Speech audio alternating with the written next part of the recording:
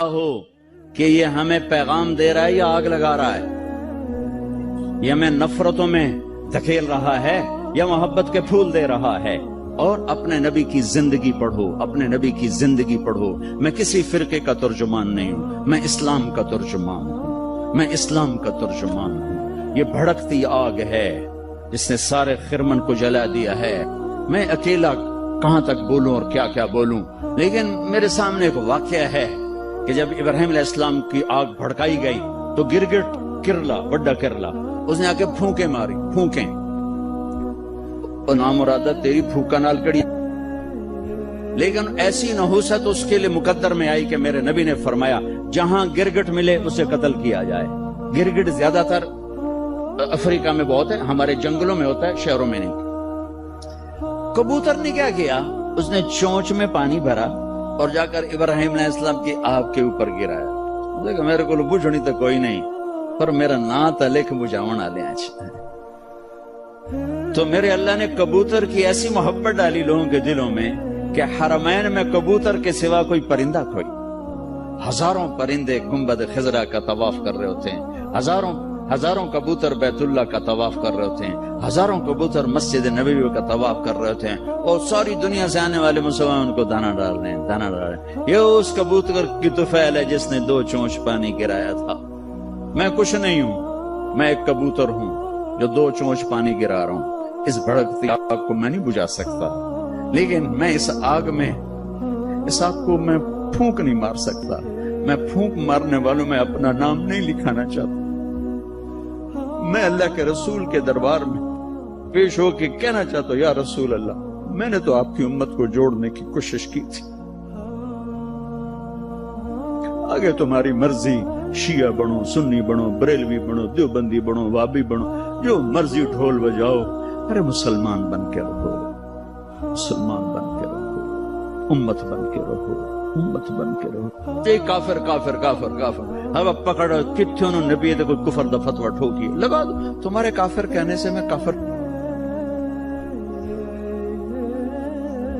یا کسی کے کافر کہنے سے کوئی کافر کوئی تھوڑا ہی ہو جاتا۔ میرے دیس میں کفر اس طرح فتوے دیتا ہے، کفر کے فتوے ایسے لگتے ہیں اتنے سستے تو آلو نہیں، منڈی میں جتنا سستا کفر کا فتوہ ہے۔ ایک دوسرے کے پیچھے نماز نہیں پڑھتے، ایک دوسرے کو سلام نہیں کرتے، مصافحہ نہیں کرتے، جنازے نہیں پڑھتے، جنازے نہیں پڑھتے۔ ہم 14 اگست منائیں گے کیسے؟ اچھا مسلمان بن کے، اوروں کو نہیں دیکھیں گے، اپنے آپ سے شروع کرو۔ اپنی تعلیم کو بھی اچھی طرح حاصل کرو، اپنے استادوں کا ادب کرو۔ ماں باپ زندہ ہیں، ان کے پاؤں پڑ جاؤ۔ شادی شدہ بیویوں کو عزت و احترام دو۔ شادی کرنا چاہتے ہو ماں باپ کی رائے سے کرو، عشق و معشوقی میں نہ پڑو، ماں باپ کی رائے سے کرو، اس میں برکت ہوگی۔ ماں باپ کو ہاتھ جوڑتا ہوں، شادی کے مسئلے میں اولاد کی رائے لو، مسلط نہ کرو۔ یہ ماں باپ کا ظلم ہے، اگر وہ زبردستی ٹھونس دیں ایتھے ہی کرنی ہے تو کرنی تو سے نہیں کرنی، یہ ماں باپ کا جبر ہے، یہ ماں باپ کی زیادتی ہے، یہ ماں باپ کا ظلم ہے جو خاص طور پہ بچیوں پر حد سے زیادہ ہو رہا ہے۔ شادی بچی اور بچے کا حق ہے، ماں باپ رائے دیں، ہموار کریں، بیٹا یہاں بہت مناسب ہے، بیٹی یہاں بہت مناسب۔ لیکن اگر وہ ہاتھ جوڑ کر کہے کہ میں نہیں کرنا چاہتی، نہیں کرنا چاہتا، پھر تم والدین کو اللہ رسول کا واسطہ دیتا ہوں زبردستی نہ کرنا، یہ تمہاری زیادتی ہوگی۔ لیکن تمہیں اللہ رسول کا واسطہ دیتا ہوں، اگر والدین زیادتی کریں نا تو سہ جانا، اس کے پیچھے بڑی برکت کے دروازے کھلیں گے، بہت برکت کے دروازے کھلیں گے، بہت برکت کے دروازے کھلیں گے۔ کورٹ میرج کے چکر میں نہ پڑنا، بہت بے برکتی ہوتی ہے، زندگی تلخ ہو جاتی ہے، زندگی ویران ہو جاتی ہے۔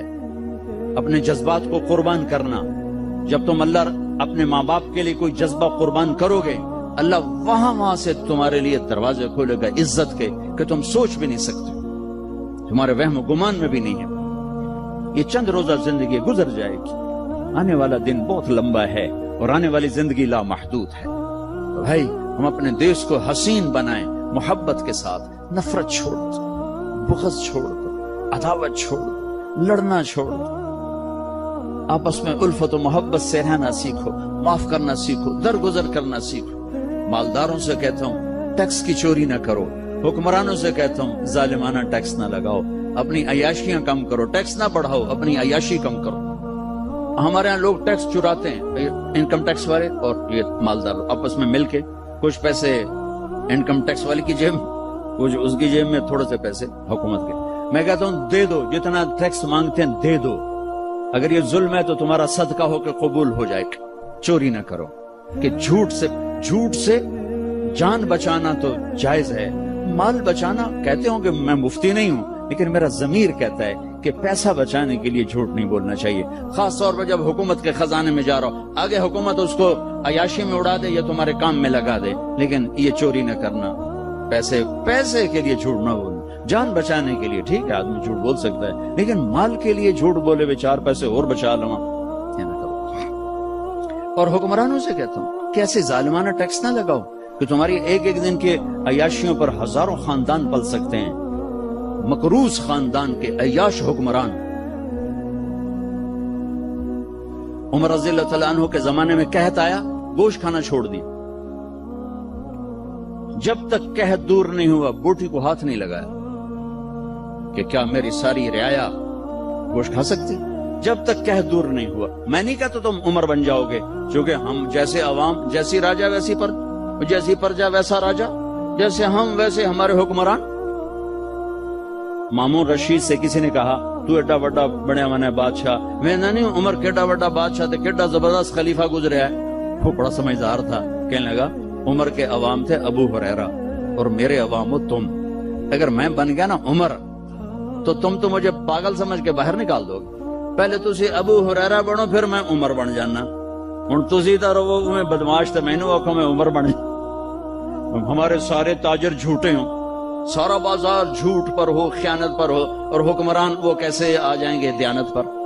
تو میں سارے طبقات سے کہتا ہوں آؤ ہم دیس بنائیں، اپنی ذات سے شروع، اپنی ذات سے، تو انشاءاللہ یہ پھلے گا پھولے گا، اللہ کو منظور ہوگا، ہم اپنی زندگی میں دیکھ لیں گے، نہیں منظور ہوا تو اللہ قبروں میں دکھا دے گا۔ نیت کرتے ہو سارے بھائی، سارے نیت کرتے ہو نا؟ اور آخر میں ایک بات سب سے کہتا ہوں کہ تم سب ہمارے بچے اولاد ہو، آؤ یہاں سے توبہ کر کے اٹھیں، انشاءاللہ دعا قبول ہوگی۔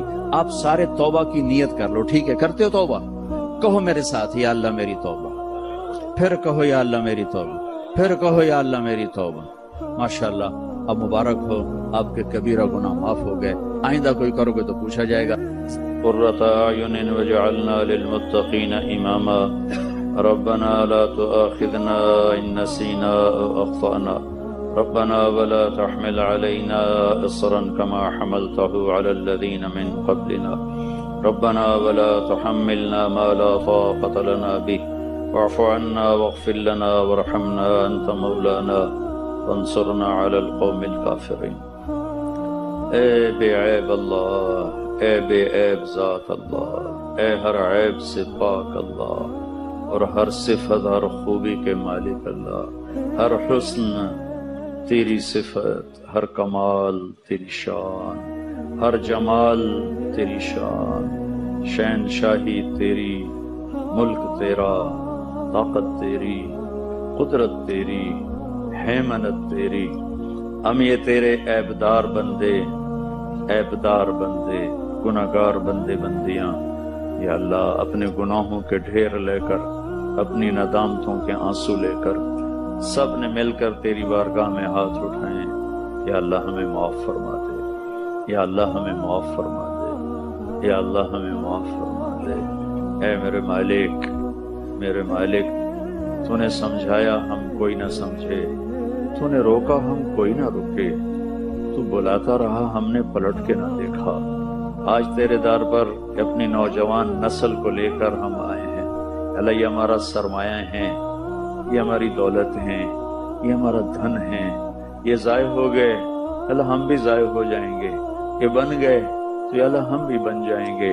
اے میرے مالک ان بنانا بھی تیرا کام ہے، سدھارنا بھی تیرا کام ہے، ہماری اس نسل کو خوبصورت نسل بنا دے، ہماری اس نسل کو اعلیٰ ترین نسل بنا دے، ہماری اس نسل کے دلوں میں تو بس جا یا اللہ۔ اس دل کو جو گناہوں سے بھرا ہوا ہے پاک کر کے اپنی محبت کا عرش بنا دے، اپنی معرفت کا عرش بنا دے، اپنے حبیب کی محبت سے بھر دے، اپنی محبت سے بھر دے۔ اے میرے مالک موت تیزی سے قریب آ رہی ہے، وہ دنیا تیزی سے دور جا رہی ہے. یا اللہ ہم ایسا غافل دے کے نہیں مرنا چاہتے جو تیری محبت میں نہ دھڑکتا ہو نہ تڑپتا ہو. ہم ایسی آنکھ لے کر نہیں مرنا چاہتے جسے تیری یاد میں نہ رونا آتا ہو نہ آنسو بہانے آتے ہوں. ایسی آنکھ لے کر نہیں تیرے پاس آنا چاہتے جو تیرے حبیب کی یاد میں نہ آنسو بہائے، نہ وہ دل ایسا چاہتے ہیں جو تیرے نبی کی یاد میں غمگین نہ ہو. یا اللہ اپنے لیے رونے والی آنکھ دے دے، اپنے حبیب کی محبت میں رونے والی آنکھ دے دے، اور اپنی یاد میں تڑپنے والا دل دے دے. اپنے حبیب کی محبت سے آباد دل دے دے. ہمارے سینوں کو ایمان کے نور سے روشن فرما دے. یا اللہ ہماری اس نسل کو روشن فرما دے. یا اللہ تو نے ہمیں یہ ٹکڑا دیا تھا کہ تیرا نام زندہ ہو، تیرے احکام زندہ ہوں، ماں کو عزت ملے، باپ کو احترام ملے. بیٹی کی چادر یا اللہ کوئی اتارنے والا نہ ہو. لیکن میرے مولا یہ سارا دیس آج ظلم و ستم کی چکی میں ہے. یا اللہ نہ میرا یہودیوں سے گلہ ہے نہ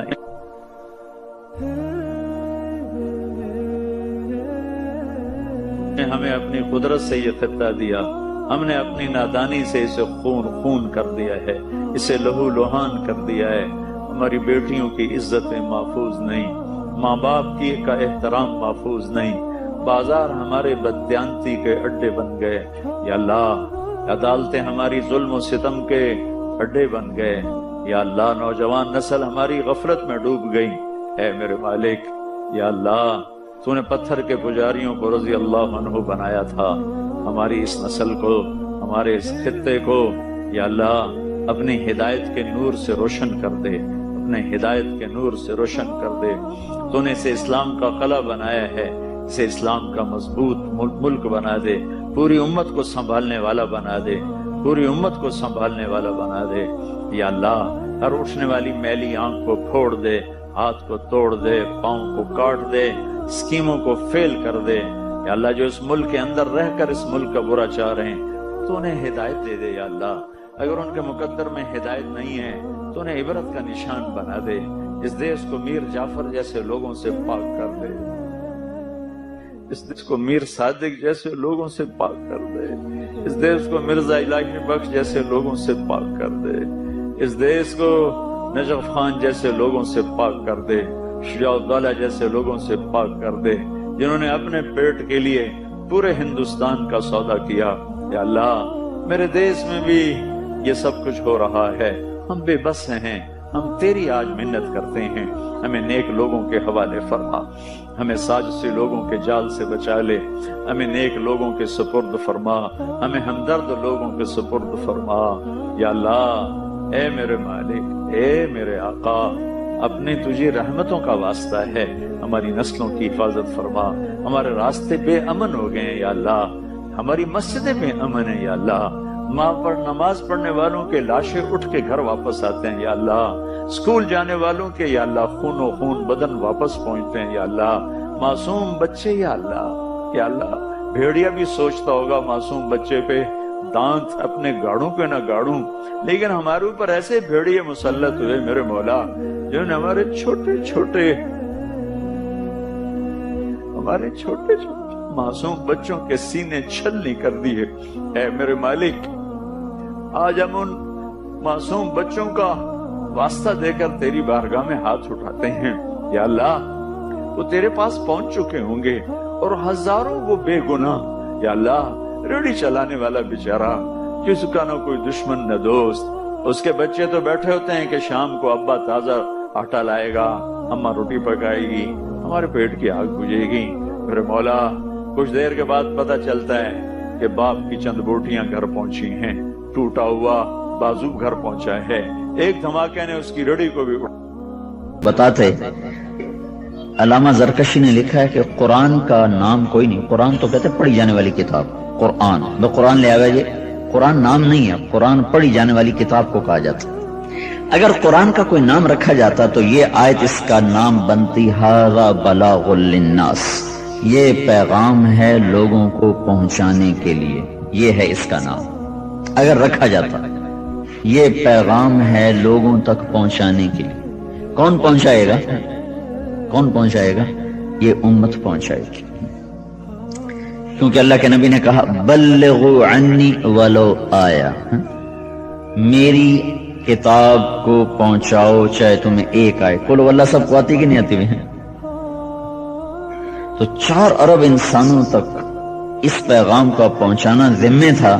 یہ اس امت کا اجتماعی جرم ہے جو نہیں ہو رہا، یہ کام نہیں ہو رہا۔ یہ ساری امت کے نیک بد اس جرم میں آ کے پھنس جاتے، گرفتار ہو جاتے کہ کائنات کے انسانوں کو یہ بتانا کہ اس کا بنانے والا اللہ ہے۔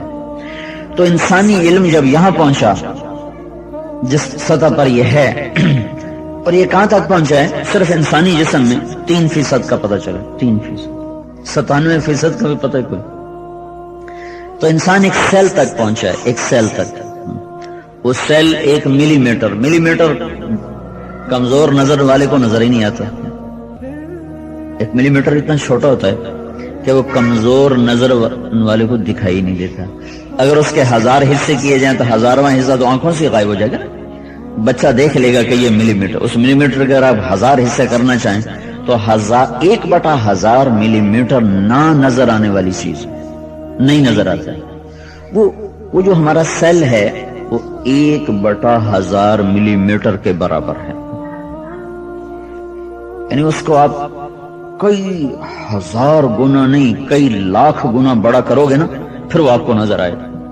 تو اس انسان نے ایسی چیزیں بنا لی ہیں کہ جو دیکھ لیتا ہے۔ وہ جو 1/1000 ملی میٹر ہے، اس کے اندر اس انسان کی پوری تاریخ لکھی ہوئی ہے۔ کتنی جلدوں میں؟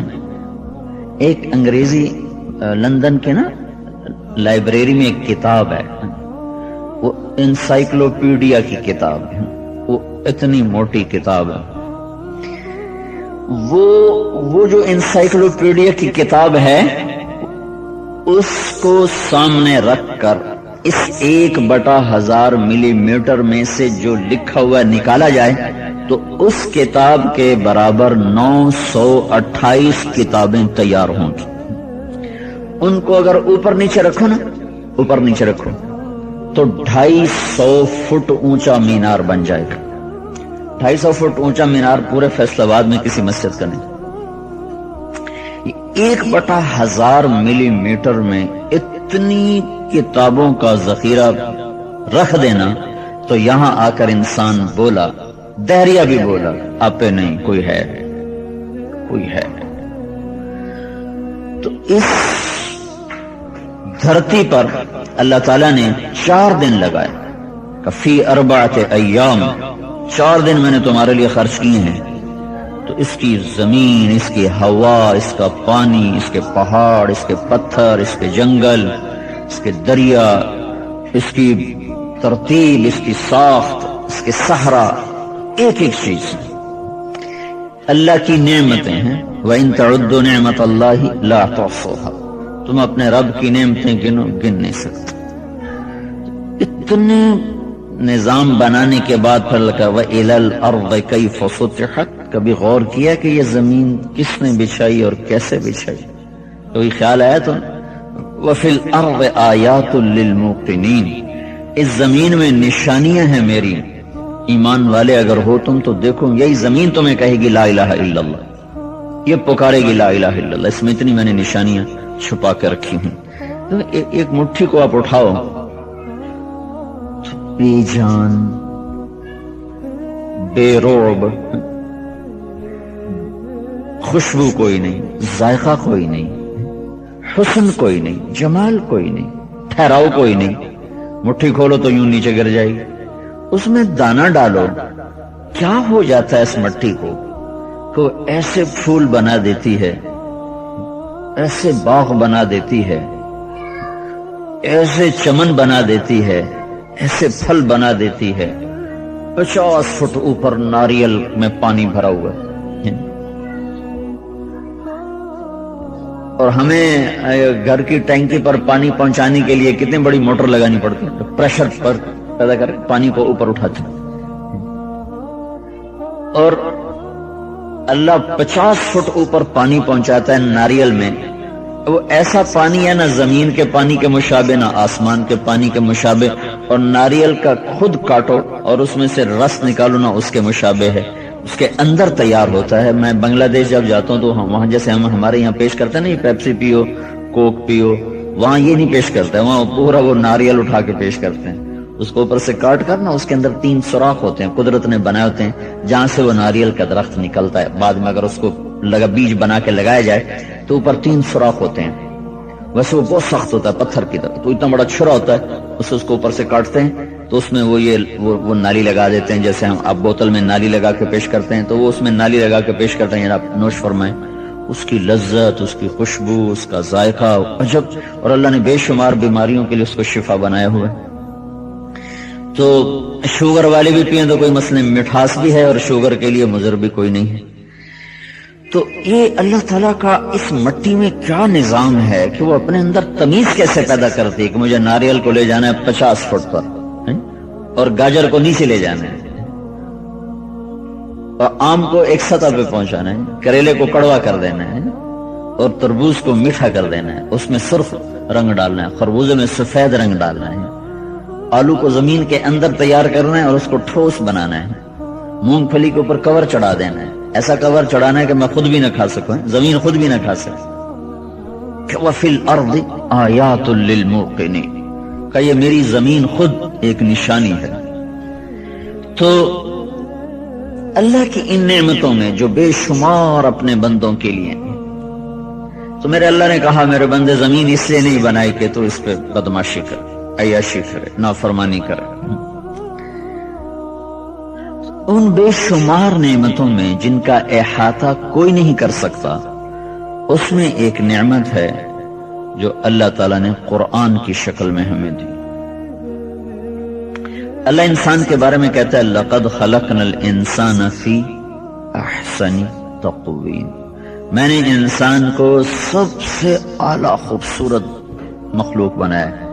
ساتھ ہی کہتا ہے ثُمَّ رَدَدْنَاهُ أَسْفَلَ سَافِلِينَ، لیکن میں اسی کو سب سے بدترین بنا دیتا ہوں، سب سے ادھر احسن ادھر اسفل، ادھر اجالا ادھر اندھیرا، بلندی پستی ہے، دو انتہا، بیچ میں کوئی نہ ادھر بیچ ہے نہ ادھر بیچ، انتہا احسن، پستی میں انتہا اسفل، اسفل سافلین پستیوں کی حد، اور احسن تقویم بلندیوں کی حد، ادھر بھی بلندی اور ادھر پستیوں کی پستی۔ تو یہ پست کیسے بنتا ہے اور اعلیٰ کیسے بنتا ہے، یہ علم اللہ تعالیٰ نے قرآن کے ذریعے سے اپنے بندوں کو دیا۔ تو اللہ تعالیٰ کی وہ جو بے شمار نعمتیں ہیں ان کو تم گنو تو گن نہیں سکتے، ان بے شمار نعمتوں کو پھر اللہ تعالیٰ نے ایک صورت میں ہمیں گنوانا شروع کیا، اور ہر نعمت کے بعد کہا اب بھی میری نعمتوں کو ٹھکراؤ گے، اب بھی میری نعمتوں کا انکار کرو گے، کون کون سی میری نعمت پہ ناشکری کرو گے، کون کون سی میری نعمت کا انکار کرو گے۔ تو اس کا نام ہے سورۃ الرحمن، اور اس میں ہر آیت کے بعد فَبِأَيِّ آلَاءِ رَبِّكُمَا تُكَذِّبَانِ چلتا چلا جاتا ہے۔ تو اس کو کہتے ہیں عروس القرآن، قرآن کی دلہن۔ سورہ رحمان کو کہتے ہیں قرآن کی دلہن، اور یہ شروع ہو رہی ہے الرحمن، اس کا تعارف ہو رہا ہے الرحمن۔ ان المتقین فی جنات و نہر، پچھلی صورت، تقوی والے جنت میں ہوں گے، نہروں میں ہوں گے۔ فی مقعد صدق، بڑا عالی شان مقام ہے، عند ملیک مقتدر، بہت بڑے بادشاہ طاقتور اقتدار والے کے مہمان ہوں گے۔ بڑے آدمی کا مہمان بھی تو موجیں کرتا نہیں، بادشاہوں کے مہمان جا کے بنو تو اپنے شایان شان آپ کی مہمانی کریں گے، آپ کے شایان شایان آپ کا استقبال کیا جائے گا۔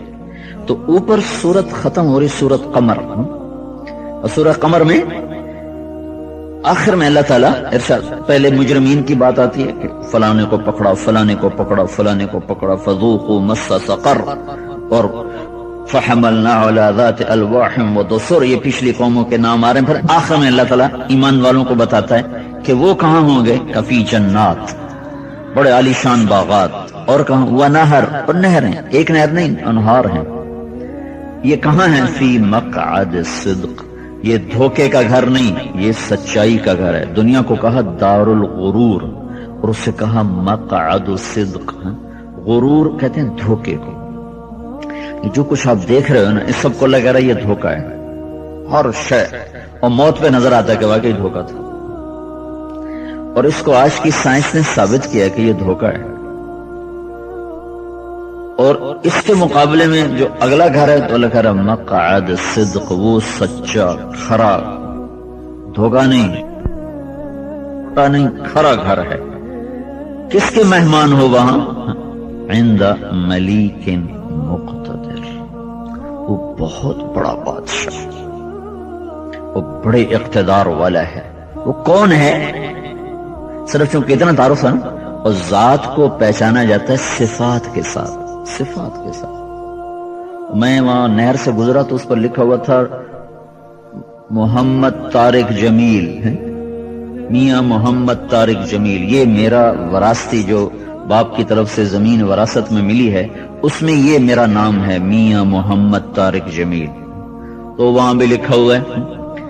تو میں کہا اتنی مشابت میں نے زندگی میں طارق جمیل تو کئی ملے، لیکن یہ پورا وراثتی نام اکٹھا ہو جائے پہلی دفعہ زندگی میں دیکھا. لیکن پہلے لکھا تھا ڈاکٹر، تو ڈاکٹر سے تمیز ہوگی کہ مولوی ہو رہے، ڈاکٹر ہو، مولوی طارق جمیل ہو رہے تو ڈاکٹر طارق جمیل ہو رہے. تو ذات جو الگ ہوتی نا، صفات سے الگ ہوتی. صفات کے ذریعے سے ذات میں تفریق ہو، اے ہو رہے، اے ہو رہے.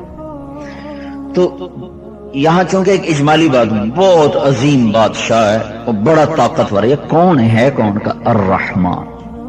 یہاں سے اگلی سورہ شروع، الرحمن. چونکہ ملیک اور مقتدر میں ہیبت تھی نا، جلال تھا. تو اگر تم کسی بڑے کوڑے آدمی کے مہمان بن جاؤ تو ایمن صاحب تھوڑا سکے رانا میں پتہ نہیں تھوک سٹی ہے کہ نہ سٹی ہے. نہیں، کوڑے بندے دے مہمان بنے ہیں، پانی پیوی کہ نہ پیوی، تو ایک ڈر رہنا تھا نا.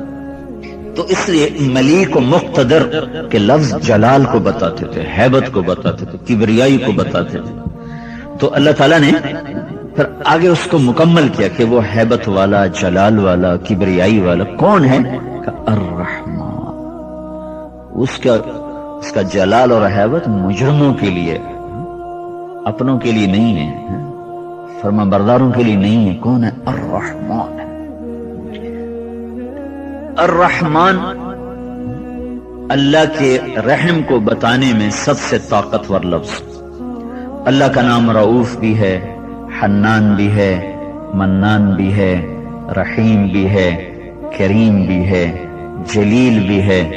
یہ سارے وہ نام ہیں جو اللہ تعالیٰ کی رحمت کو بتاتے ہیں، اللہ تعالیٰ کی رحمت کو بتاتے ہیں.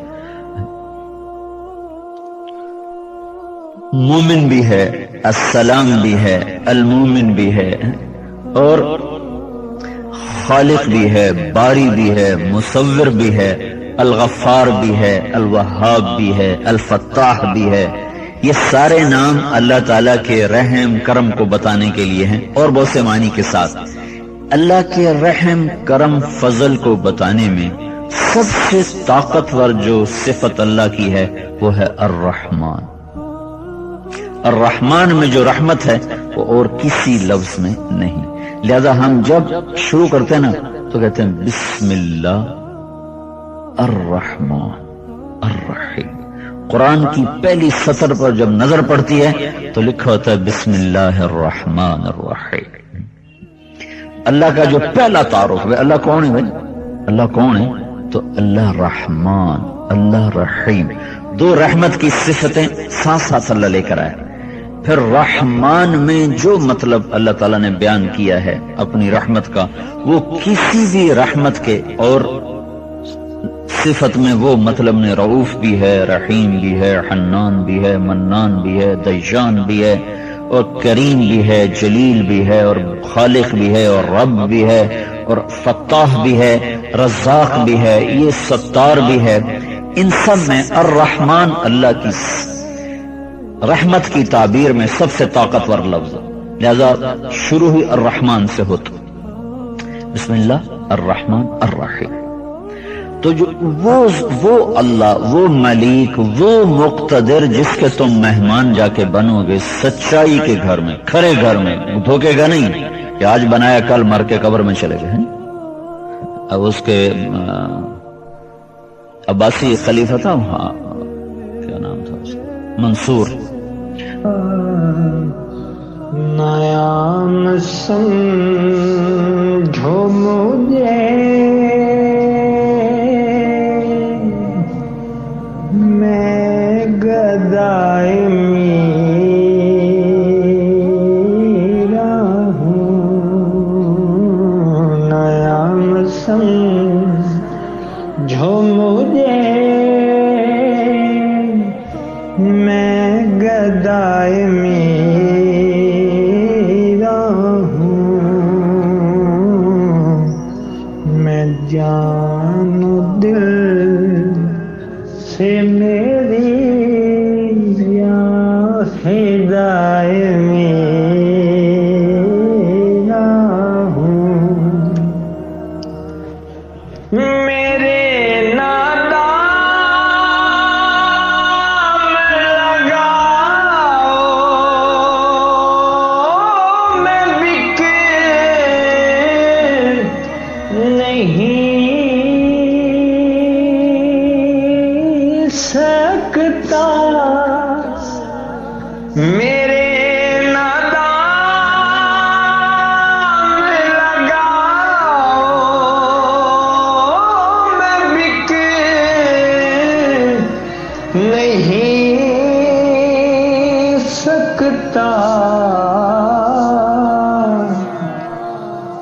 میں اس بازار میں ہوں تو برائے میرا ہوں. میں اس بازار میں ہوں تو برائے میرا ہوں.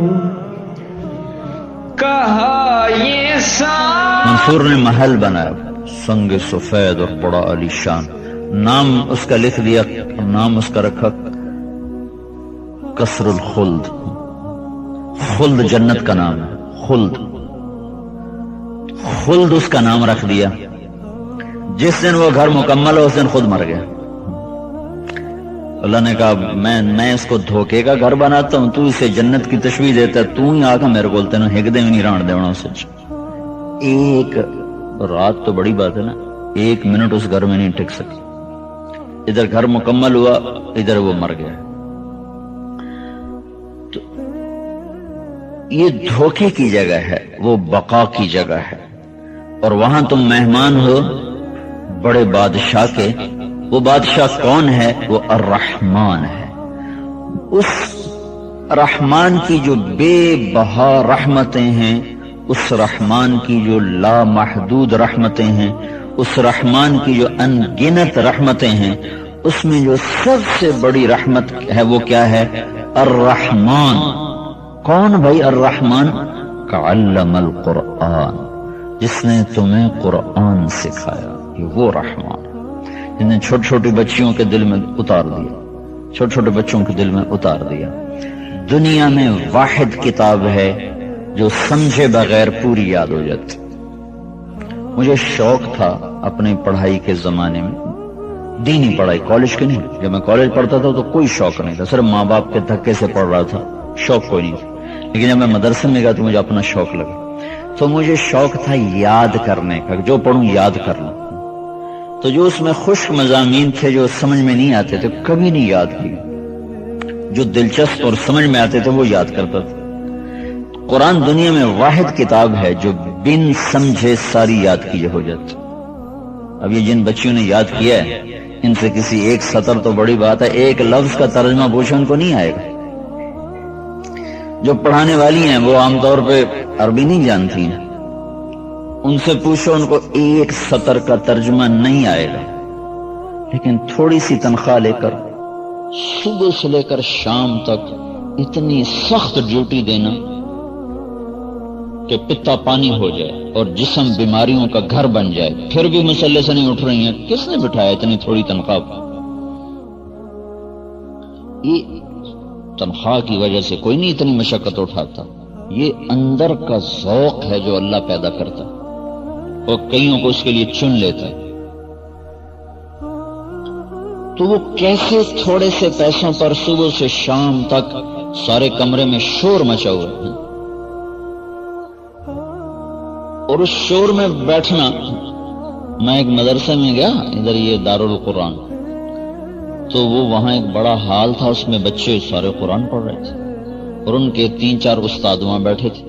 وہ اتنا شور تھا کہ میں وہاں 5 منٹ نہیں بیٹھ سکا، میں وہاں سے اٹھ گیا۔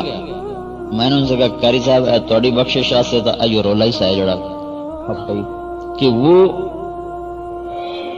یاد کرنے والوں کو بھی ایسا ذوق دے دیتا ہے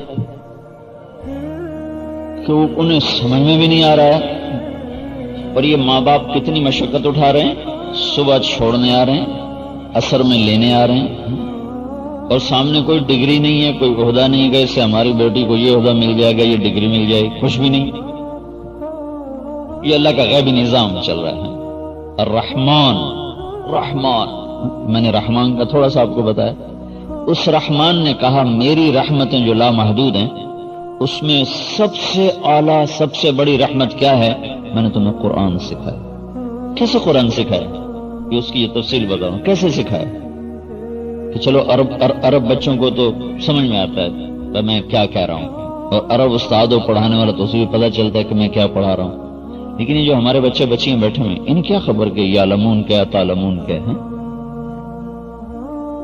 ان کے لیے تو وہ مثال مشہور نہیں کہ وہ ایک پنجابی کی ہو گئی تھی عرب سے لڑائی، تو کہنے کا یار عرب بڑے چنگے بندے کہ میں گالی کڑی نے اس قرآن پڑھے، وہ بھی گالیاں نکال رہا تھا عربی میں، وہ عربی میں گالیاں نکال رہا تھا، وہ پنجابی میں نکال رہا تھا، تو آخر لگا یار عرب بڑے چنگے نہیں یار، میں انہوں گالی کڑی میں نے قرآن ہی پڑھتے سنائی گیا۔ تو ہمارے بچوں کے لیے تو برابر ہے، کیا خبر یہ کیا ہے؟ علم القرآن الرحمن، وہ رحمان، کون رحمان؟ جس نے تمہیں قرآن سکھا۔ کیسے سکھا دیا؟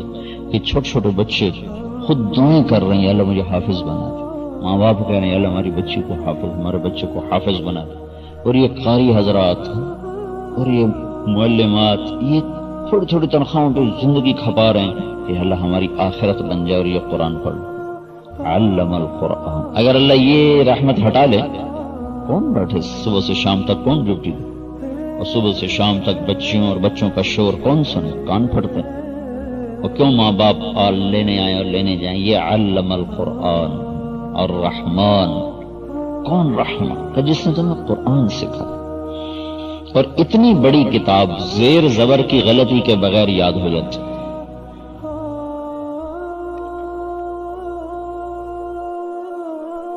رائن میں جب پڑھتا تھا نا تو حفظ کا شعبہ بھی تھا، غیر ملکی بچوں کے لیے تھا، غیر ملکی بچے حفظ کرتے تھے۔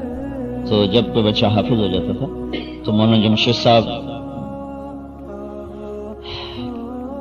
فرماتے تھے کہ جو بچہ صبح سے لے کر شام تک قرآن سنائے اور بغیر اٹکن کے سنائے وہ اس کو ہم پاس کریں گے، باقی نہیں۔